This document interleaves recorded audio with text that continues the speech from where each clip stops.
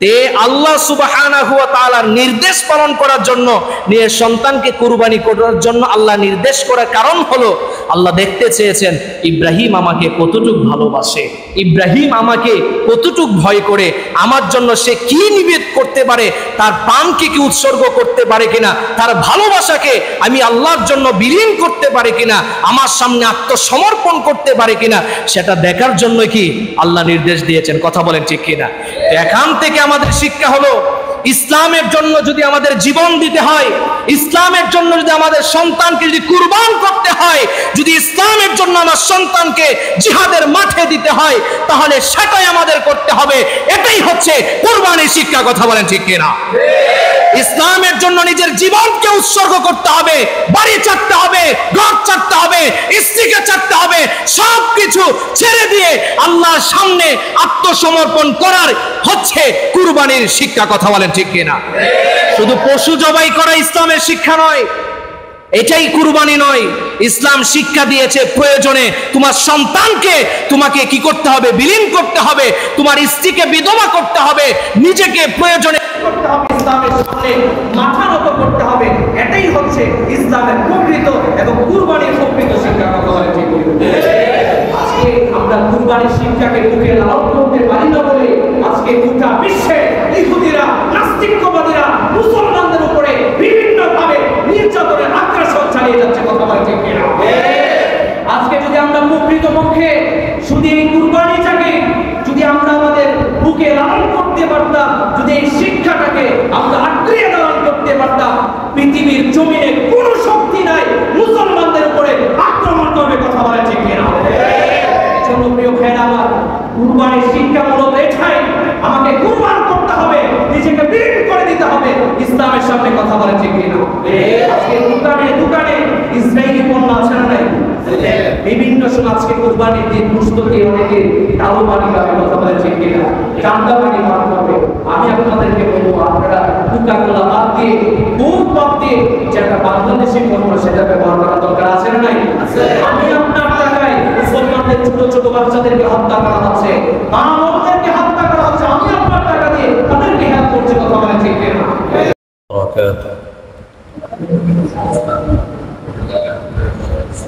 إن الحمد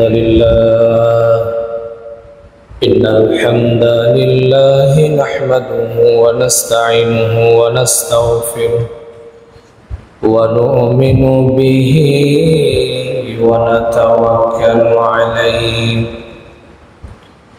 ونعوذ بالله من شرور أنفسنا ومن سيئات أعمالنا من يهد الله فلا مضل له ومن يضلله فلا هادي له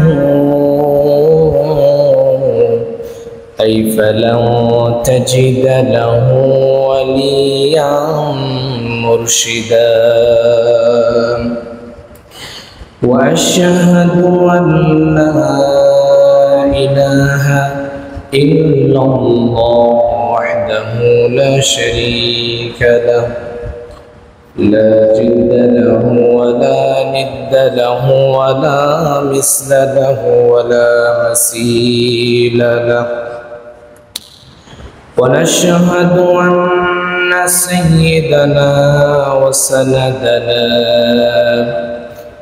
وحبيبنا ومولانا محمدا عبد الله ورسوله صلى الله عليه وعلى آله وصحابه وسلم تسليما كثيرا أما بعد فقد قال الله تعالى في كلامه المجيد وفي فرقانه الحميد أعوذ بالله من الشيطان الرجيم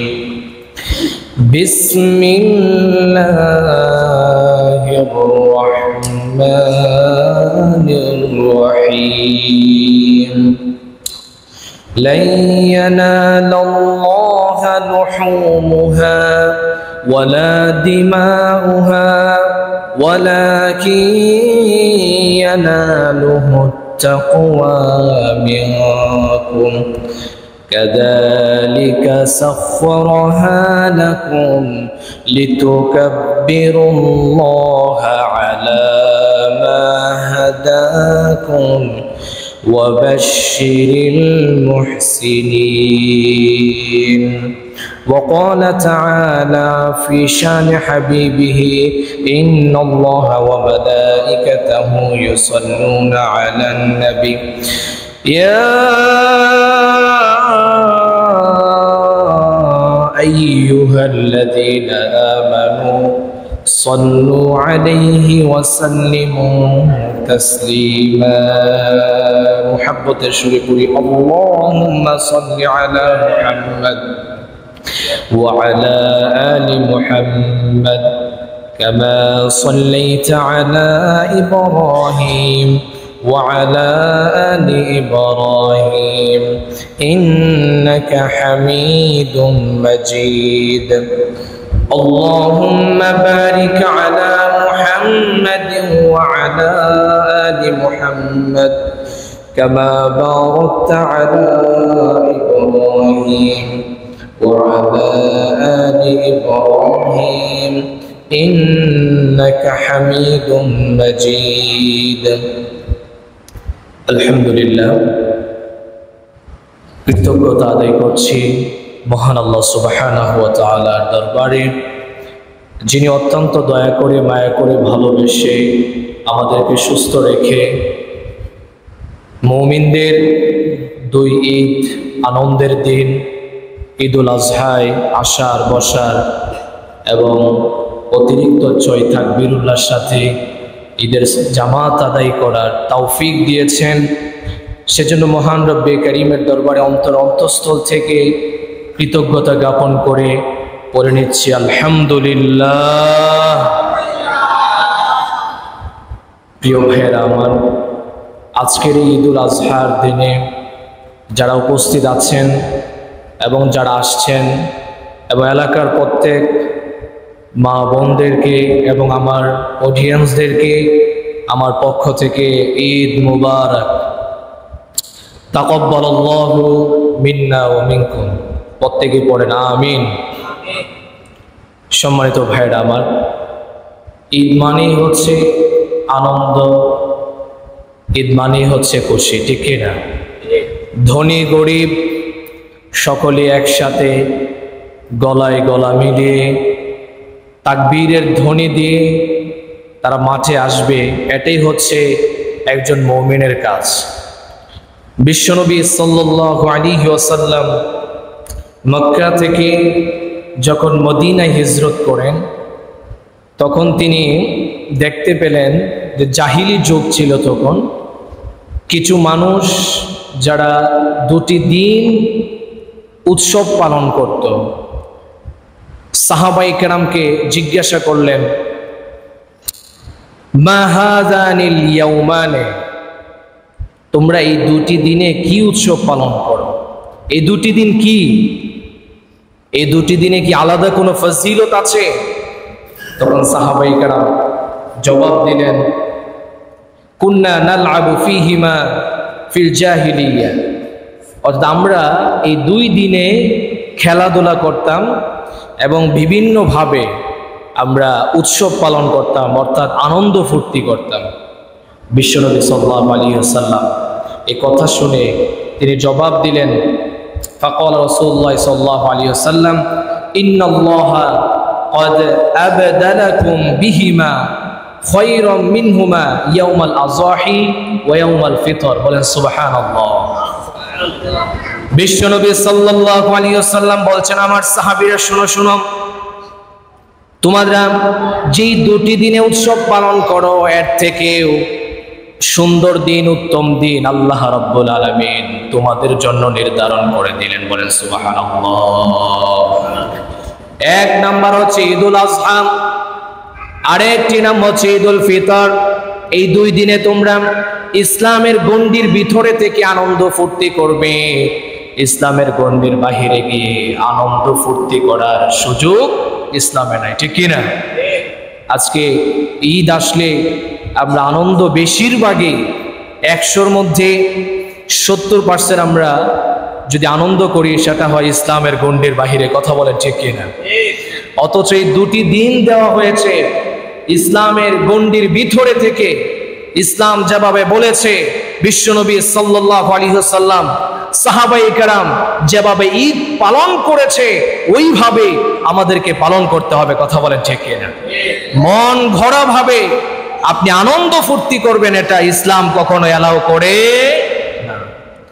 আজকে তো আমাদের অবস্থা এমন, ঈদ আসলেই আমরা প্ল্যান করে থাকি যে আমরা আজকে কোথায় গিয়ে আড্ডা দেব, কোন পার্কে যাওয়া যায়, ঠিক কিনা?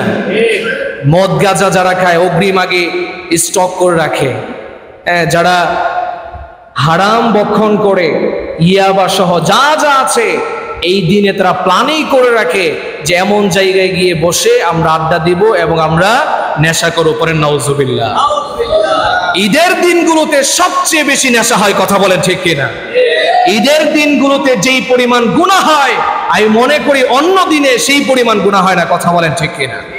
অথচ এই দুই দিনকে আল্লাহ রাব্বুল আলামিন দিয়েছেন ইসলামের ভিতরে থেকে, যাতে করে মানুষ আল্লাহ সুবহানাহু ওয়া তাআলার বেশি বেশি স্মরণ করতে পারে, আনন্দ ফুর্তি করতে পারে। এই জন্য এই দুই দিনকে দেওয়া হয়েছে। কথা বলেন ঠিক কিনা? আর আমরা পুরাই উল্টা হয়ে গিয়েছি। এই জন্য প্রিয় ভাইয়েরা আমার, ইসলামকে মানতে হবে বিশ্বনবী সাল্লাল্লাহু আলাইহি ওয়াসাল্লাম এবং সাহাবায়ে কেরাম যেভাবে মেনেছে। কথা বলেন ঠিক কিনা?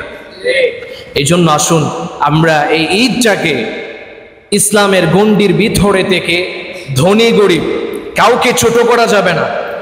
ইসলাম কাউকে ছোট করে দেখে নাই। আল্লাহ সুবহানাহু ওয়া তাআলা এক চোখে কাউকে দেখে নাই, ঠিক না বেঠিক? সবাইকে সমান চোখে দেখেছে।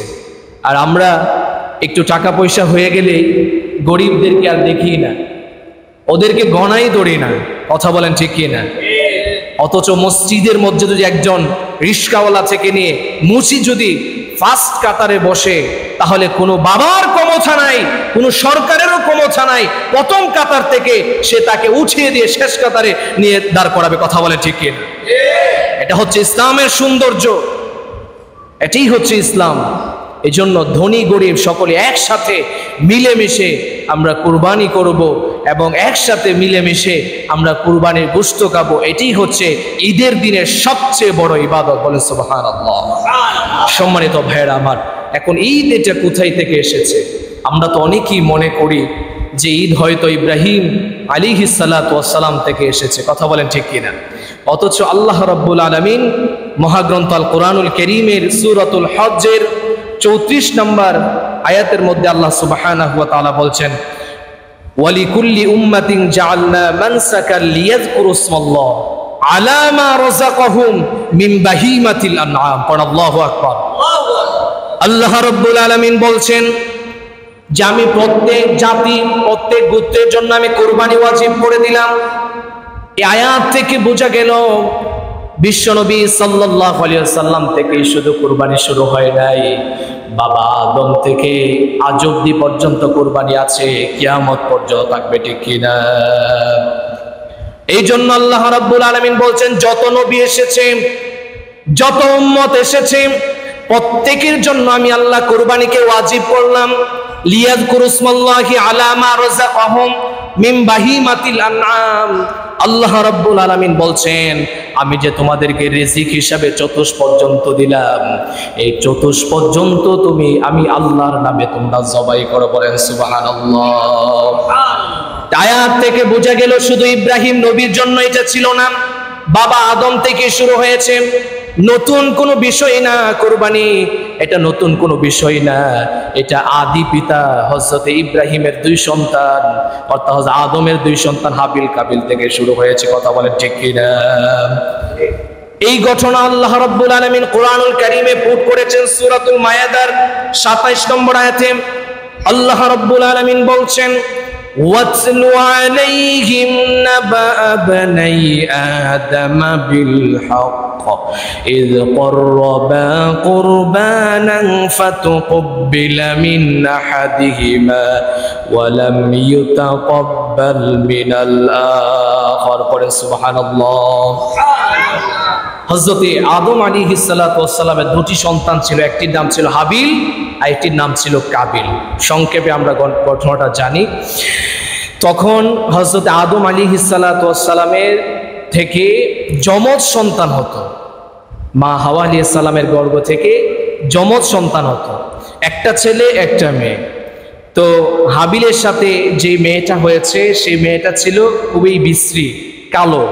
আর কাবিলের সাথে যে মেয়েটা হয়েছে যমজ হিসাবে, ওই মেয়েটা ছিল রূপসী, খুবই সুন্দর। তো তখন বিবাহের পদ্ধতিটা ছিল, যেই গর্ভে যে ভাই বোন হয়েছে তাদের মধ্যে বিবাহ করা নিষেধ ছিল। পরবর্তী গর্ভের যে বোন আছে, প্রথম গর্ভের সন্তান পরবর্তী গর্ভের বোনকে বিয়ে করবে, এই সিস্টেম ছিল। অর্থাৎ প্রথম গর্ভ দ্বিতীয় গর্ভের সাথে বিবাহ হবে, গর্ভে গর্ভে মিল হতে পারবে না। এটা কার নির্দেশ? আল্লাহ সুবহানাহু ওয়া তাআলা। যখন হাবিল কাবিলের বয়স হলো, তখন আদম আলাইহিস সালাতু ওয়াস সালাম কাবিলকে বললেন যে, বাবা তোমার তো বিয়ের বয়স হয়েছে, তুমি তোমার বোন হাবিলের সাথে যে এই কালো মেয়েটা জন্ম নিয়েছে, ওই কালো মেয়েটার সাথে বিবাহের প্রস্তাব দিয়েছে। কাবিল সরাসরি নাকচ করে দিলেন, বললেন যে আমি এই কালো মেয়েকে বিয়ে করব না, এটা আমার পছন্দ না, আমার সাথে যে হয়েছে তাকেই আমি বিয়ে করব। তো আদম আলাইহিস সালাতু ওয়াস সালাম অনেক বুঝালেন যে না, তুমি ওনাকে বিবাহ করতে পারবে না, কারণ এটা আল্লাহ সুবহানাহু ওয়া তাআলার পক্ষ থেকে নির্দেশ। তখন কাবিল বলল, বাবা বুঝছি তুমি আমার ছোট ভাই হাবিলকে বেশি ভালোবাসো, এই জন্য তারে সুন্দরীর সাথে বিয়ে দিচ্ছ আর আমারে কালোটা দিচ্ছ। তখন হযরত আদম আলাইহিস সালাম বলেন, না, এটা আল্লাহ তাআলার পক্ষ থেকে। তারপরেও কাবিল বলছে না, আমি এটা মানতে রাজি নই। পরের নাউজুবিল্লাহ। সর্বপ্রথম আল্লাহ সুবহানাহু ওয়া তাআলার নির্দেশ অমান্য করেছে কাবিল। বাবা আদম আলাইহিস সালাতু ওয়াস সালাম বলছেন, ঠিক আছে, যেহেতু মানবে না, তাহলে তোমাদেরকে আমি একটা কথা বলি, সেটা হচ্ছে ঈদুল আজহার দিনে তোমরা একটা কুরবানি করো, যার কুরবানিটা কবুল হবে তাকেই সুন্দরী রূপসীর সাথে বিয়ে করিয়ে দেওয়া হয়। বলেন সুবহানাল্লাহ। আপনারা সকলে ঘটনা জানেন, হাবিল কাবিল উভয়জনে কুরবানি দেওয়া হলো। কুরবানি দেওয়ার পরে হাবিলের কুরবানি কবুল হলো আর কাবিলের কুরবানি কবুল হয় নাই। তখন কাবিল রাগে বললেন, হাবিলকে বলল যে আমি তোমাকে হত্যা করব। ক্বালা লা আকতুলান্নাক, আমি তোমাকে হত্যা করব। ইন্নামা ইয়াতাকাব্বালুল্লাহু মিনাল মুত্তাকিন। হাবিল জবাব দিয়েছে, ভাই এত রাগ করো না, কারণ কুরবানি একমাত্র মুত্তাকিনদের কুরবানিই কবুল হয়। পড়েন সুবহানাল্লাহ। তাহলে এখান থেকে বোঝা গেল একটা শব্দ এসেছে, সেটা হচ্ছে কি? মুত্তাকি। কি? মুত্তাকিদেরই কুরবানি কবুল হয়, মুত্তাকি ছাড়া যারা আছে তাদের কুরবানি আল্লাহর দরবারে কবুল হয় না। এর পরবর্তীতে আল্লাহ রাসূল সাল্লাল্লাহু আলাইহি ওয়াসাল্লাম কে জিজ্ঞাসা করলেন সাহাবায়ে কেরাম যে কুরবানি এটা কি? কুরবানি এটা কি? তখন বিশ্বনবী সাল্লাল্লাহু আলাইহি ওয়াসাল্লাম বলছেন যে সুন্নাত আবি ইব্রাহিম। বলেন সুবহানাল্লাহ। এটা হচ্ছে ইব্রাহিম আলাইহিস সালাতু ওয়াস সালামের সুন্নাত। হযরত ইব্রাহিম আলাইহিস সালাতু ওয়াস সালাম যখন বিবি হাজেরাকে রেখে তিনি চলে গেলেন ইয়ামান দেশে সারা আলাইহিস সালাতু ওয়াস সালামের কাছে, তখন বহুদিন পরে তিনি হাজেরা আলাইহিস সালাতু ওয়াস সালামের কাছে আসলেন। এসে তার সন্তানকে অর্থাৎ ইসমাইল আলাইহিস সালাতু ওয়াস সালাম কে বললেন, বাবা আমার সাথে তুমি চলো। বহুদিন পরে এসে এই কথাও আল্লাহ কোরআনে বলছেন, ফালাম্মা বালাগা মাআহুস সা'য়া ক্বালা ইয়া বুনাইয়া ইন্নী আরা ফিল মানামি আন্নী আযবাহুকা ফানজুর মাযা তারা। বলেন সুবহানাল্লাহ।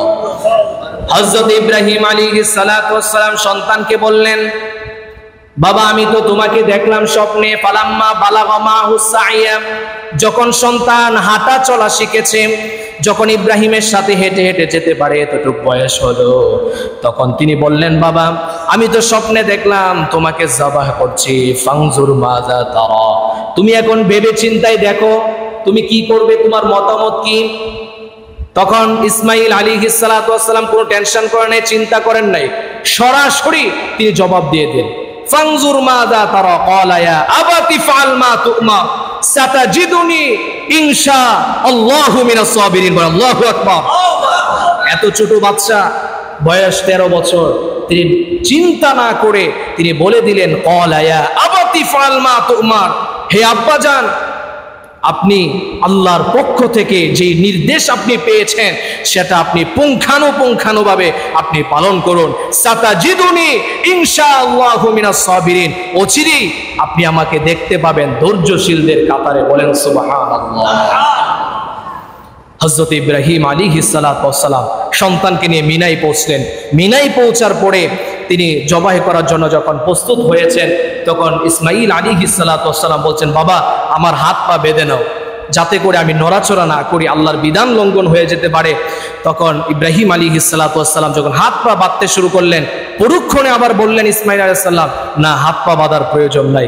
ইব্রাহিম আলাইহিস সালাম জিজ্ঞেস করলেন, কি ব্যাপার, কিছুক্ষণ আগে বললে হাত পা বাঁধার জন্য, এখন আবার না করছেন? তখন ইসমাইল আলাইহিস সালাতু ওয়াস সালাম বলছে, বাবা যদি হাত পা বেঁধে আমাকে তুমি জবাই করো, কুরবানি করো, তাহলে পরবর্তী প্রজন্ম তারা বুঝে নেবে হয়তো আল্লাহর ভয়ে তারা হাত পা বেঁধে তারপরে তাই কুরবানি করতে হয়েছে, এটা যাতে না ভাবে এই জন্য হাত পা বাঁধার প্রয়োজন নাই, এভাবেই কুরবানি করো, তুমি আমাকে ধৈর্যশীলদের কাতারে পাবে। বলেন সুবহানাল্লাহ। তখন ইব্রাহিম আলাইহিস সালাতু ওয়াস সালাম সন্তানের ঘাড়ের উপর দিয়ে ছুরি চালালেন। অনেক বড় ঘটনা, সময় নেই।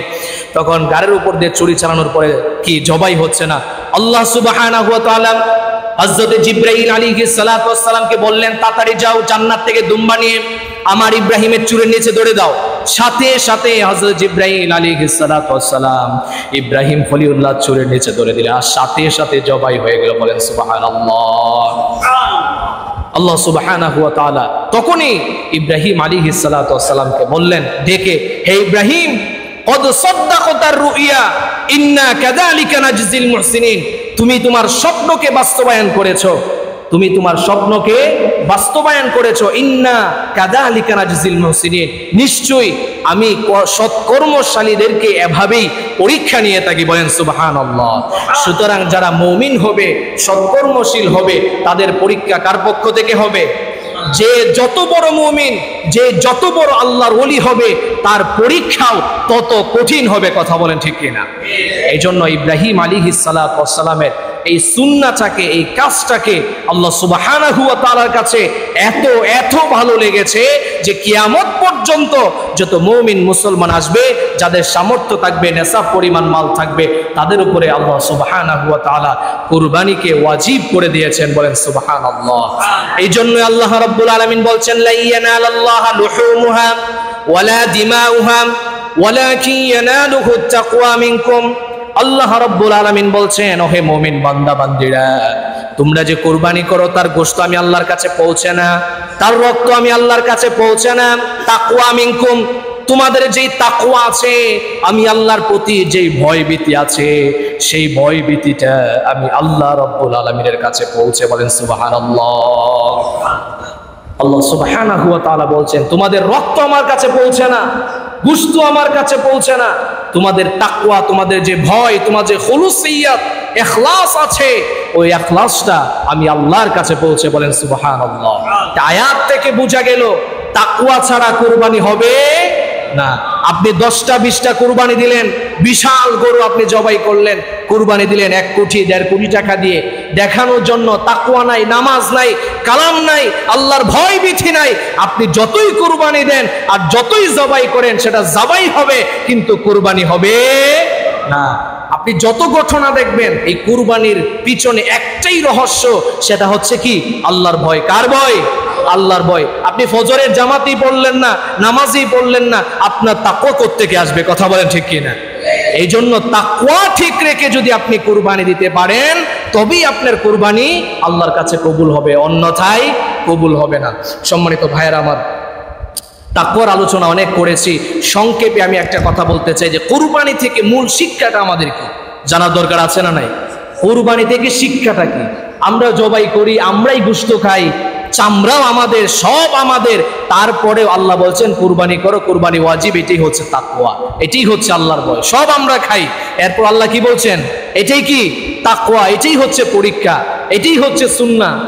এই কথা বলার কারণ হচ্ছে এটা গভীরভাবে চিন্তা করতে হবে। দেখেন, ইব্রাহিম আলাইহিস সালাম কিন্তু পশু জবাই করা নির্দেশিত হন নাই। পশু জবাই করার নির্দেশিত হয়েছেন নাকি সন্তান জবাই করার? চিৎকার করে বলতে হবে, কি জবাই করা? সন্তান জবাই করার। এখন দেখেন চিন্তা করে যে বাবা তার সন্তানকে জবাই করবে, এটা কতটা বড় পরীক্ষা। এর থেকে বড় পরীক্ষার কিছু হতে পারে? দুনিয়াতে এর থেকে বড় পরীক্ষার কিছু হতে পারে? কিছু হতে পারে না।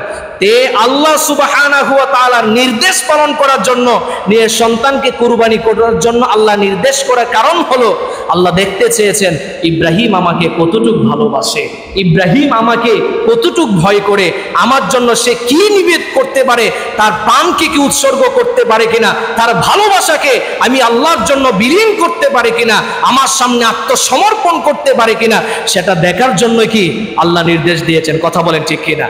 এখান থেকে আমাদের শিক্ষা হলো, ইসলামের জন্য যদি আমাদের জীবন দিতে হয়, ইসলামের জন্য যদি আমাদের সন্তানকে যদি কুরবান করতে হয়, যদি ইসলামের জন্য আমার সন্তানকে জিহাদের মাঠে দিতে হয়, তাহলে সেটাই আমাদের করতে হবে। এটাই হচ্ছে কুরবানির শিক্ষা। কথা বলেন ঠিক কিনা? ইসলামের জন্য নিজের জীবনকে উৎসর্গ করতে হবে, বাড়ি ছাড়তে হবে, ঘর ছাড়তে হবে, স্ত্রীকে ছাড়তে হবে, সবকিছু ছেড়ে দিয়ে আল্লাহর সামনে আত্মসমর্পণ করার হচ্ছে কুরবানির শিক্ষা। কথা বলেন ঠিক কিনা? শুধু পশু জবাই করা ইসলামের শিক্ষা নয়, এটাই কুরবানি নয়।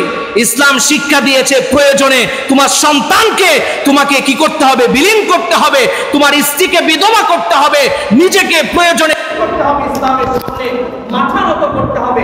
এটাই হচ্ছে ইসলামের প্রকৃত এবং কুরবানির প্রকৃত শিক্ষা। কথা বলে ঠিক। আজকে আমরা কুরবানির শিক্ষাকে বুকে লালন করতে পারি না বলে আজকে গোটা বিশ্বে ইহুদিরা, নাস্তিকবাদীরা মুসলমানদের উপরে বিভিন্ন ভাবে নির্যাতনের আগ্রাসন চালিয়ে যাচ্ছে। কথা বলে ঠিক কিনা? আজকে যদি আমরা প্রকৃতপক্ষে শুধু এই কুরবানিটাকে যদি আমরা আমাদের বুকে লালন করতে পারতাম, যদি এই শিক্ষাটাকে আমরা আঁকড়িয়ে ধারণ করতে পারতাম, পৃথিবীর জমিনে কোনো শক্তি নাই মুসলমানদের উপরে আক্রমণ করবে। কথা বলে ঠিক কিনা? এজন্য প্রিয় ভাইরা আমার, কুরবানির শিক্ষা মূলত এটাই, আমাকে কুরবান করতে হবে, নিজেকে বিলীন করে দিতে হবে ইসলামের সামনে। কথা বলে ঠিক কিনা? আজকে দোকানে দোকানে ইসরায়েলি পণ্য আছে না নাই? বিভিন্ন সময় আজকে কুরবানির দিন গোশত দিয়ে অনেকে কালো পানি খাবে। কথা বলে ঠিক কিনা? চান্দা পানি পান করবে। আমি আপনাদেরকে বলবো, আপনারা কোকা-কোলা বাদ দিয়ে, দুধ বাদ দিয়ে যেটা বাংলাদেশি পণ্য সেটা ব্যবহার করা দরকার আছে না নাই? আমি আপনার টাকায় মুসলমানদের ছোট ছোট বাচ্চাদেরকে হত্যা করা হচ্ছে, মা বোনদেরকে হত্যা করা হচ্ছে, আমি আপনার টাকা দিয়ে তাদেরকে হেল্প করছি। কথা বলে ঠিক কিনা?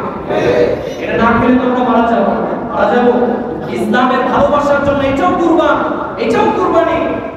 এজন্য প্রিয় ভাইরা, আসুন আমরা এই কুরবানিটা যে শিক্ষা আছে, ওই শিক্ষাটাকে আমরা বুকে লালন করা দরকার আছে না নাই? শুধু গোশত আর কুরবানি করেই আমরা কেন করবো না? ইসলামের জন্য জীবন দিতে কারা কারা রাজি আছে? আল্লাহ সুবহানাহু ওয়া তাআলা আমাদের কবুল করুন। আমিন। জামাত শুরু হয়ে যাবে। আসলে একটু আগে আসলে বয়ানটা শুরু করা, কেউ নাই বয়ান কি করে শুরু করবে। আগেই বলছিলাম 6:20 থেকে আলোচনা শুরু হবে। যাই হোক, আমরা 6 লোকের সাথে আমরা নামাজ আদায় করবো। একটু কয় থাকবে? 6 থাকবে।